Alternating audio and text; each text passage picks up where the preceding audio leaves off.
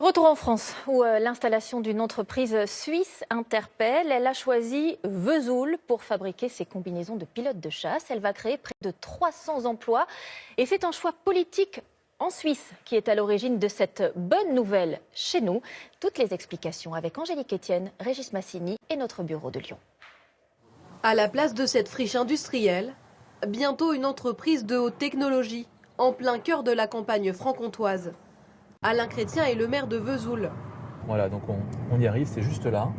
Il a été contacté en juillet par une entreprise suisse pour trouver l'endroit idéal. Ici, vous aurez une grande salle avec des machines à coudre.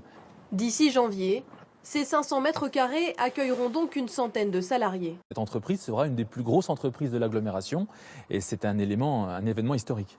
Et voici ce que les futurs salariés devront assembler. Des combinaisons de pilotes de chasse révolutionnaires. Le tissu est élastique, donc 3 tailles pour commencer pour les premiers tests, ça va être suffisant. Une technologie tout juste développée par ce dirigeant suisse, mais impossible pour lui de les faire fabriquer dans son pays, car les demandeurs d'emploi manquent cruellement. En Suisse, le taux de chômage est au plus bas depuis 6 ans. La France a justement l'avantage d'un bassin de collaborateurs, des fois disponibles plus facilement qu'en Suisse. Des difficultés de recrutement accentuées depuis juillet dernier par la mise en place de la préférence nationale à l'embauche. Il est désormais plus contraignant pour une entreprise suisse d'embaucher des Français sur son territoire. Les recruteurs passent donc la frontière, comme ce jour-là à Vesoul. Plus de 150 candidatures en 2 semaines.